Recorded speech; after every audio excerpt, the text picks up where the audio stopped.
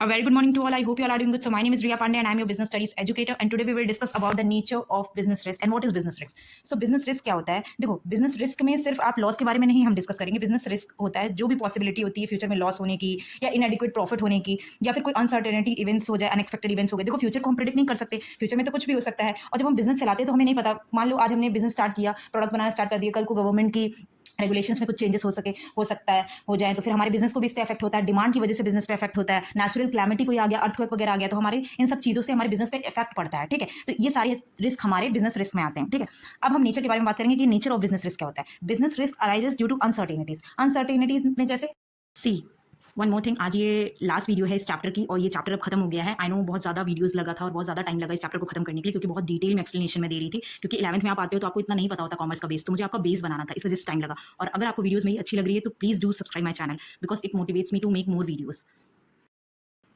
और देखो आप कितना भी अवॉइड करने की कोशिश करो रिस्क को, बिजनेस में रिस्क तो जरूर होगा. क्यों? क्योंकि फ्यूचर अनसर्टेन है. हम फ्यूचर को प्रेडिक्ट नहीं कर सकते. हमें नहीं पता है कि हम जो प्रोडक्ट्स, देखो प्रोडक्ट्स तो आप एक साथ ही बनाते हो, ठीक है, बट आपको नहीं पता हो सकता है कल को गवर्नमेंट के रूल्स रेगुलेशंस में चेंजेस हो जाए, डिमांड में चेंजेस हो जाए, तो हम फ्यूचर को प्रेडिक्ट नहीं कर सकते. तो अनसर्टेनिटीज अराइज हो सकती है. अराइज कैसे हो सकती है? डिमांड की वजह से हो सकता है. डिमांड में चेंजेस हो जाए, नए नए प्रोडक्ट्स आ जाए, कोई आपको प्रोडक्ट ना ले, टेक्नोलॉजी में चेंजेस हो सकते हैं, गवर्नमेंट के रूल्स और रेगुलेशन पॉलिसीज में चेंज हो सकते हैं, जो प्रोडक्ट आप बना रहे कल को उसके मार्केट प्राइस में चेंजेस हो सकते हैं. तो ये जो सारी अनसर्टेनिटीज है इससे आपको नुकसान हो सकता है. आपका कंपनी हो सकता है प्रॉफिट ना हो, लॉस पे ज्यादा चले. ठीक है, आपका कंपनी कम प्रॉफिट कमाए. ठीक है, so second one is risk is an essential part of every business. अब रिस्क तो जरूरी है. ठीक है, अगर रिस्क नहीं होगा, और रिस्क से हमेशा सिर्फ लॉस ही नहीं होता है, कंपनीज को प्रॉफिट भी होता है. इसलिए बोला है कि बिजनेस रिस्क में हम सिर्फ लॉस की बात नहीं करेंगे, हम प्रॉफिट की बात करेंगे. समटाइम अनसर्टेनिटी की वजह से बिजनेस को कभी कभी प्रॉफिट हो जाता है और जो रिस्क होता है वो हम इसको अवॉइड भी नहीं कर सकते, अनअवॉइडेबल होता है. और बिजनेस का तो मेन कैरेक्टरिस्टिक्स ही है कि रिस्क, जो if you are not taking a risk you are not a businessman. ठीक है, रिस्क तो लेना ही होता है बिजनेसमैन को. और आप क्या कर सकते हो? आप रिस्क को कम कर सकते हो पर उसको हटा नहीं सकते एकदम से. ठीक है, एलिमिनेट नहीं कर सकते.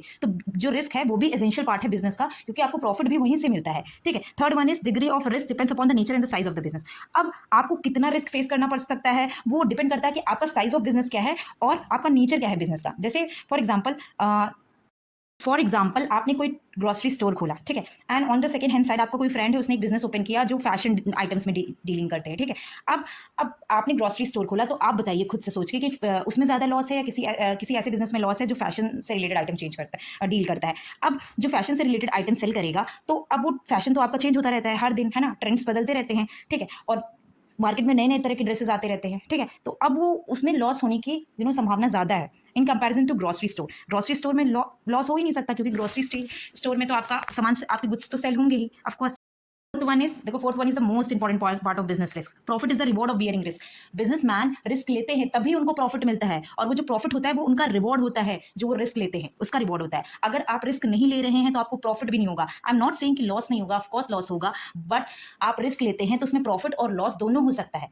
बट जैसे आप सोच रहे हो कि लॉस हो सकता है, वैसे आप ये भी तो सोचो कि प्रॉफिट, रिस्क लेंगे तो प्रॉफिट भी तो हो सकता है, क्योंकि फ्यूचर तो अनप्रेडिक्टेबल है. हम प्रेडिक्ट नहीं कर सकते कि हम आज जो प्रोडक्ट बना रहे हैं कल को वो मार्केट में ट्रेंड करेगा कि वो लॉस पे जाएगा. ठीक है, वो हमें प्रॉफिट पे ले जाएगा या लॉस पे ले जाएगा हमें नहीं पता ना, बट हम रिस्क ले सकते हैं, वो हमारा काम है, वो तो हम ले सकते हैं. ज्यादा रिस्क लोगे तो ज्यादा प्रॉफिट भी आपको मिलेगा. और एंटरप्रेन्योर का ये काम ही है रिस्क लेना. ठीक है, और वो रिस्क लेते हैं.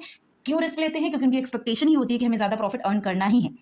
ठीक है, अब हमारा आता है कॉजेज ऑफ बिजनेस रिस्क. ठीक है, अब बिजनेस रिस्क के कॉजेज क्या होते हैं? पहला है इकोनॉमिक कॉजेज. इकोनॉमिक कॉजेज ऐसे कॉजेज या ऐसे रिस्क जो इकोनॉमिक एनवायरमेंट से हमारे जुड़े हुए हैं. ठीक है, अब इकोनॉमिक एनवायरमेंट में हमारा जैसे मार्केट प्राइसेस हो गया, हमारे प्रोडक्ट का मार्केट प्राइस कम हो गया. ठीक है, मार्केट प्राइसेस हो गया. सेकंड वन हो गया डिमांड सप्लाई में कोई चेंज हो गया. ठीक है, डिमांड सप्लाई में कोई चेंज हो गया, गवर्नमेंट के पॉलिसीज में कोई चेंज हो गया. ठीक है, गवर्नमेंट के पॉलिसीज में कोई चेंज हो गया, टैक्स रेट बढ़ गए. ठीक है, इन्फ्लेशन हो गया. ठीक है, इन्फ्लेशन की वजह से प्राइस बढ़ जाते हैं प्रोडक्ट के, तो उसकी वजह से हमारे प्रोडक्ट को प्रॉब्लम हो सकता है, हमारे बिजनेस को रिस्क हो सकता है. अब जैसे फॉर एग्जाम्पल आपने एक प्रोडक्ट लॉन्च किया, पहले उसकी डिमांड बहुत ज़्यादा थी मार्केट में, बट अचानक से वो प्रोडक्ट, मतलब आप उस प्रोडक्ट की डिमांड मार्केट में कम हो गई तो उसकी वजह से रिसेशन हो गया, तो फिर उसकी वजह से बिजनेस को बहुत लॉस होता है. तो ये सारे लॉस हमारे इकोनॉमिक कॉजेज में आते हैं. ठीक है, next one is natural cause. Natural cause मतलब जैसे अर्थक्वेक आ गया, फ्लड आ गया, साइक्लोन आ गया. ठीक है, अर्थक्वेक आ गया, फ्लड, साइक्लोन.